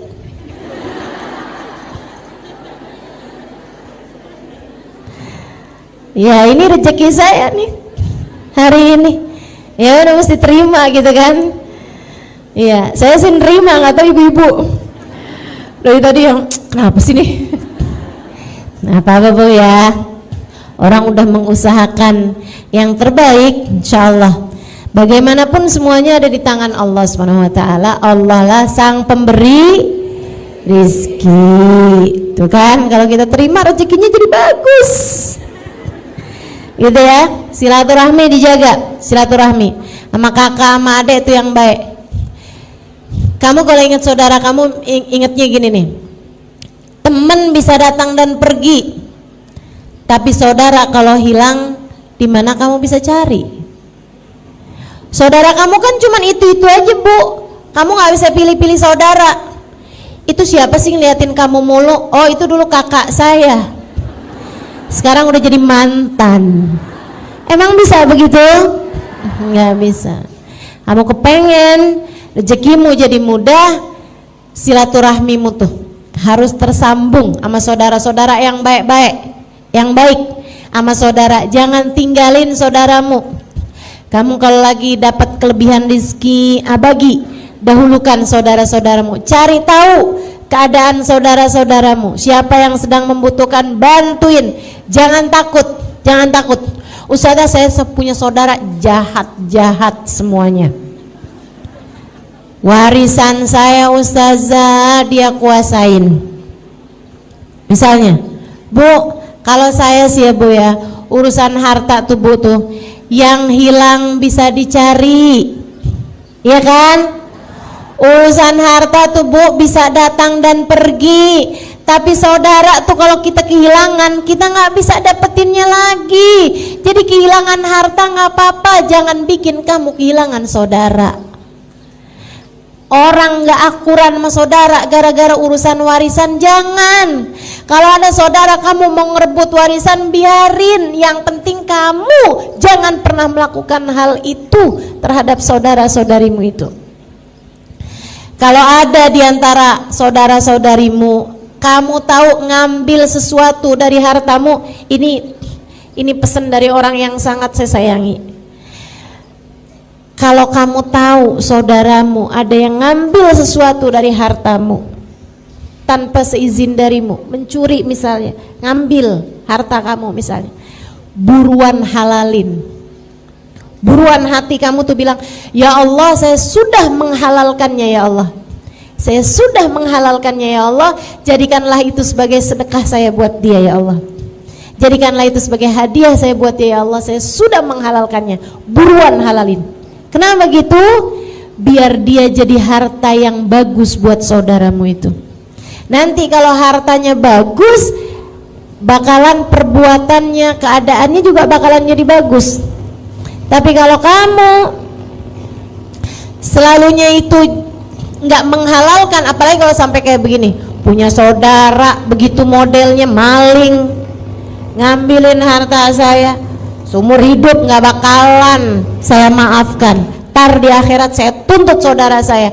Saudaraku sekalian yang saya muliakan, jadinya kamu bukan cuma kehilangan harta, kamu juga kehilangan saudara.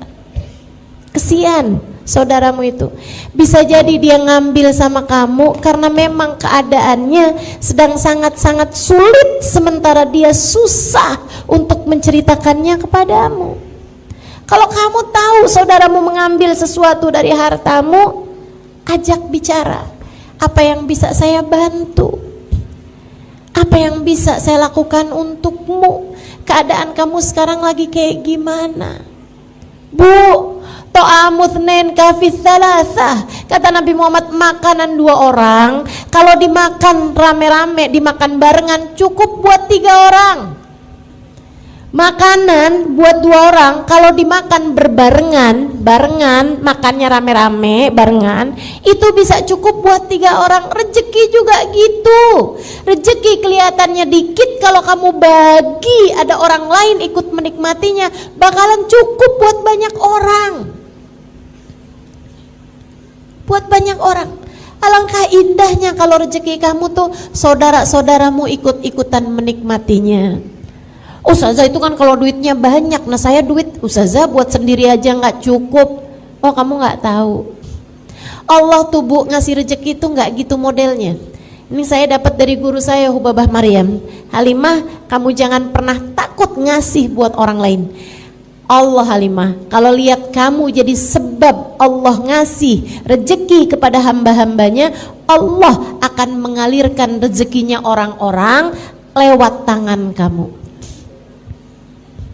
Kamu kalau Allah lihat suka bagi-bagi, Allah bakalan ngasih rezekinya orang-orang lewat diri kamu, sehingga kamu yang bakalan dikasih sama Allah Subhanahu wa taala rezeki yang paling melimpah. Jadi jangan takut untuk memberi dan bersilaturahmi kepada saudara-saudaramu terutamanya, sebab itu adalah pintu pembuka rezeki. Berikutnya sedekah.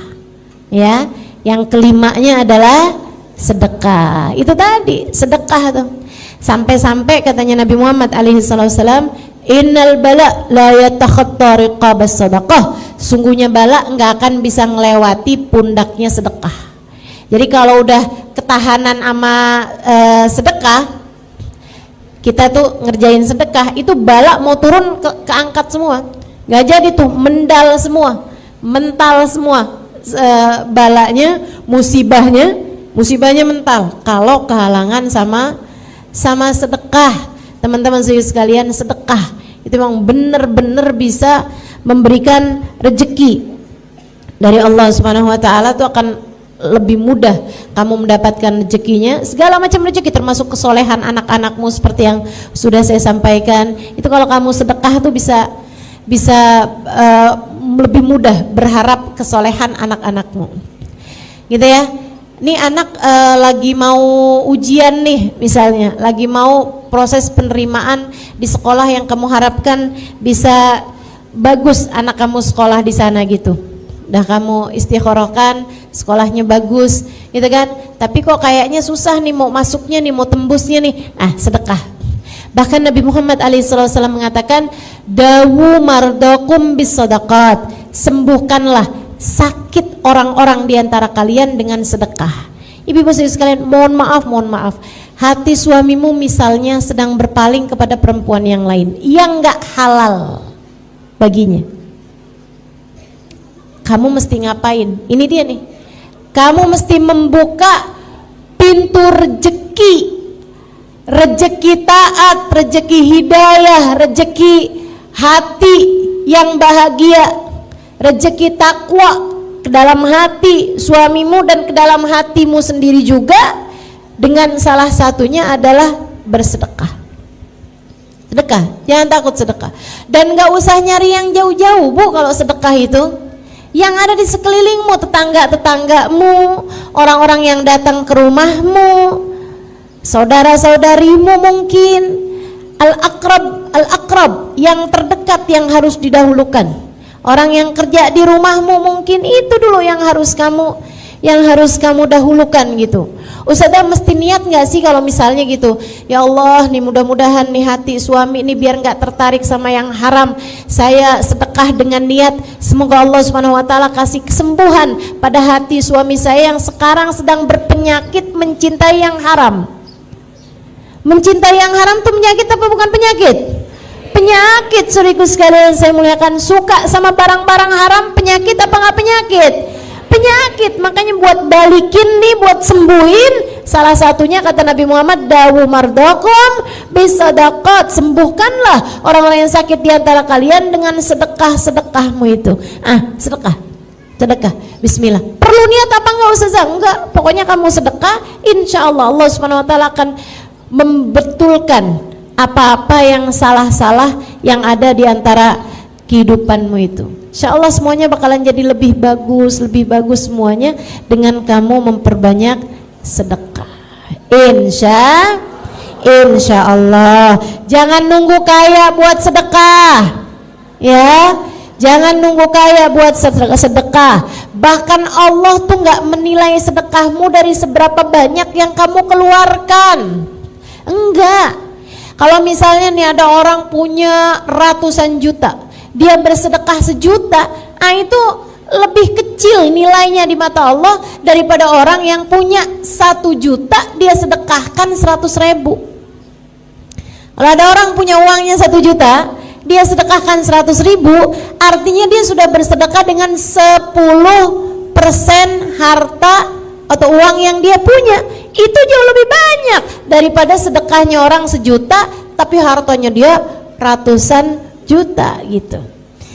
Mudah-mudahan ya Allah Subhanahu wa taala karuniakan kepada kita hati yang dermawan, insya Allah, amin ya rabbal alamin. Kemudian yang keenam, kalau kamu pengen dibukakan pintu-pintu rezeki, jangan tinggalkan sholat duha. Seperti yang tadi saya sampaikan, la faqra ma'ad duha, tidak ada kefakiran bersama dengan sholat duha. Sholat duha itu sholat rezeki, sholat yang membuka pintu-pintu rezeki bagi dirimu itu. Teman-teman saudaraku sekalian, bantuin suamimu lagi nyari nafkah, bantuin dengan kamu sholat duha. Anak-anakmu lagi menuntut ilmu biar gampang dapetin rezeki ilmu mereka, bantuin dengan kamu sholat duha. Dirimu sendiri juga pergi ngaji, melaksanakan ibadah-ibadah pada Allah Subhanahu wa taala. Kamu kepengen dirizkikan akhlak yang baik, pengen dirizkikan ilmu yang manfaat, pengen dirizkikan badan yang sehat, bantuin dengan kamu tidak meninggalkan sholat duha. Insya Allah. Berapa rakaat Ustazah? Bebas, boleh 2, boleh 4, boleh 6, boleh juga 8. Saran saya, walaupun sedikit jangan ditinggal. Jangan sekalinya duha banyak tapi besok-besokannya libur. Kamu sholat apaan sih? Banyak banget. Iya, saya sholat duha. Berapa banyak? 8. Banyak kamu buat 4 hari. Ini 3 harinya libur. Nggak gitu, ibadah tuh nggak gitu ya. Kerjakan walaupun 2 rakaat tapi setiap hari. Nah itu jauh lebih berpengaruh bagimu daripada sekali ngerjain banyak akan tapi kemudian kamu tinggalkan. Insya Allah.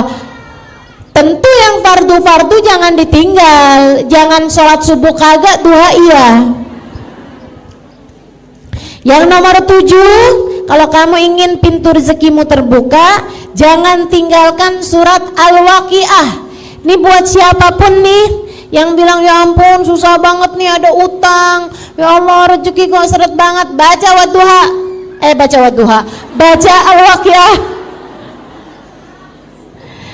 Baca Al-Waqiah. Al-Waqiah apa Anda Ustazah? Bismillahirrahmanirrahim Al-Waqiah. Enggak gitu. Surat Al-Waqiah. Kamu baca dari awal sampai akhirnya. Kapan Ustazah bacanya? Kapan aja. Boleh pagi barengan habis selesai sholat duha, boleh asar habis selesai sholat asar misalnya, boleh juga malam hari, tergantung dari ke lapangan waktumu untuk baca surat Al-Waqiah ini. Sayyidina Ibnu Mas'ud, beliau ketika udah tua gitu ya, hartanya disedekah-sedekahin sama beliau, diberi-berikan, sampai teman-temannya pada bilang, Ibnu Mas'ud kok nggak ninggalin apa-apa buat anak-anak kamu? Oh tenang, saya udah ninggalin buat mereka. Apaan? Suratul Waqiah. Inni taraktu lahum suratul Waqiah. Aku telah meninggalkan untuk mereka surat Al-Waqiah karena saya pernah dengar Nabi Muhammad alaihissalam mengatakan, siapa yang membaca suratul Waqiah setiap harinya, Allah Subhanahu wa taala akan amankan dia dari segala kefakiran. Ya, akan dikaruniai keamanan dari kefakiran. Kemudian yang ke-8, ini ya, tambah ringkas-ringkas nih. Yang ke-8, jangan lupa setiap setiap malam setiap subuh, antara azan subuh Ini ya buat yang ngerasa rezekinya seret. Amalin ini. Habis adzan subuh, kamu sholat sunnah qobliyah subuh 2 rakaat, kemudian kamu baca subhanallah bihamdi subhanallahil azim astaghfirullah sebanyak 100 kali. Baru kemudian kamu sholat subuh. Siapa yang ngerasa rezekinya seret, silahkan kerjakan itu. Siapa yang ngerasa oh kayaknya utang banyak banget nih, gimana caranya biar utang cepat kebayar? Nah itu baca itu. Baca itu. Urusan-urusan rezeki nih yang sedang berada dalam kesulitan-kesulitan rezeki, silahkan amalkan. Apa tadi bacaannya?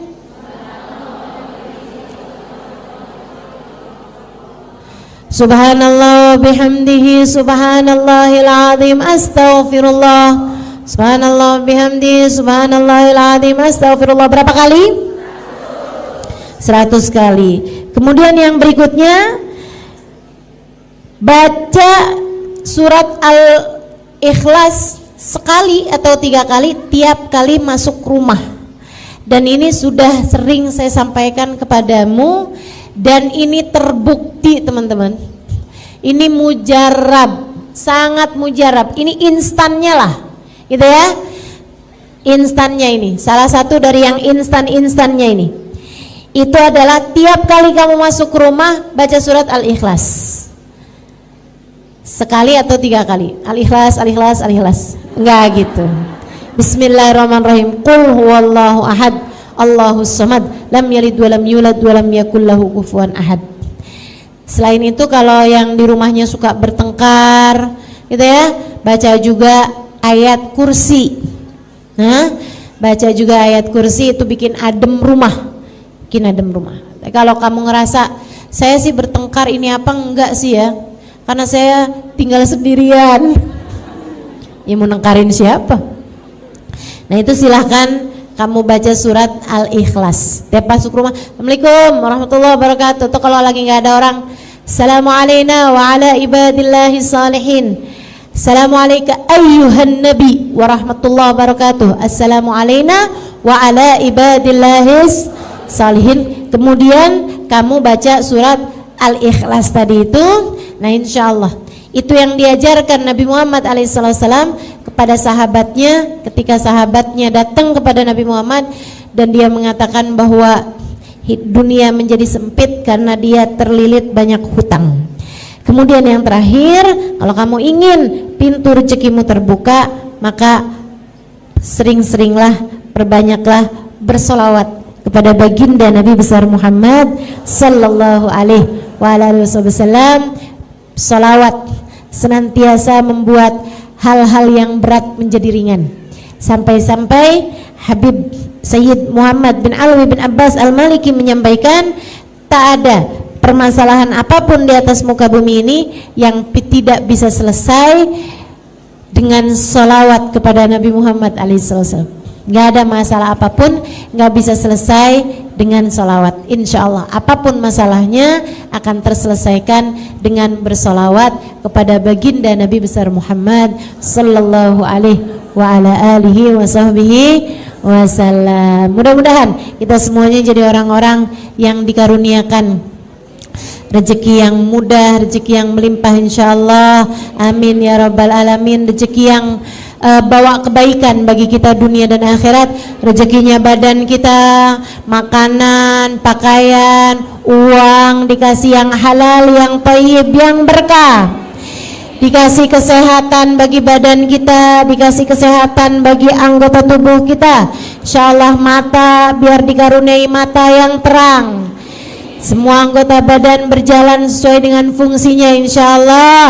Dan kita juga minta pada Allah Subhanahu wa taala rezeki bagi akal kita, dan terutamanya adalah rezeki bagi hati kita, dilimpahi rahmatnya Allah, dilimpahi keimanan, dilimpahi kasih sayang dari Allah, dilimpahi keberkahan dari Allah Subhanahu wa taala, dilimpahi akhlak yang mulia, dikaruniakan kebaikan-kebaikan dunia dan akhirat.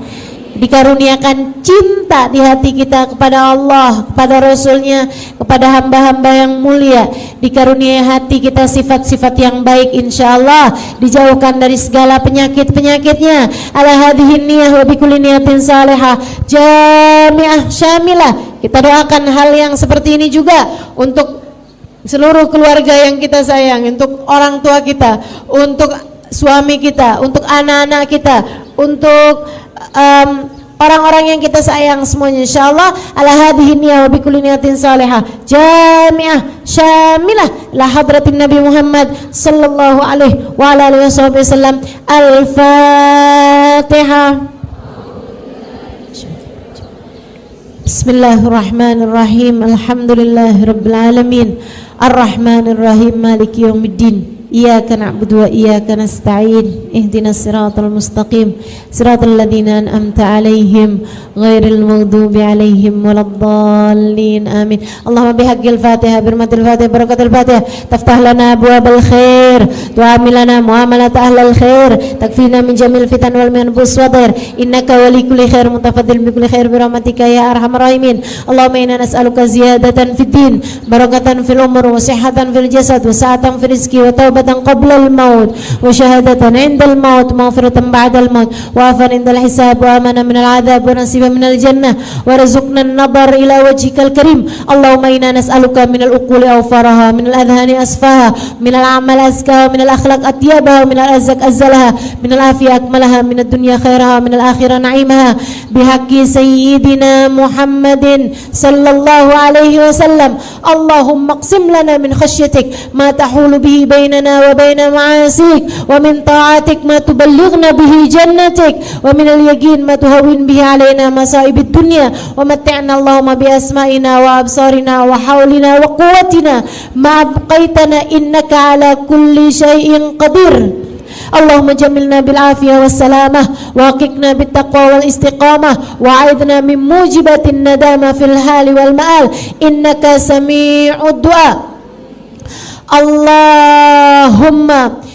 Allahumma ij'al jam'ana hadha jam'an marhuma, wa tafarruqana min ba'dihi tafarruqan ma'suma, wa la taj'alillahumma lana wa la fina wa la ma'ana syaqiyan wa la matrudan wa la mahruma. Allahumma rabbana atina fid dunya hasanah wa fil akhirati hasanah wa qina adzabannar. Bi fadli subhana rabbika rabbil izzati amma yasifun, wa salamun alal mursalin walhamdulillahi rabbil alamin. Taqabbalallahu minna wa minkum, taqabbal ya karim. Terima kasih segala perhatiannya, kurang lebihnya mohon maaf.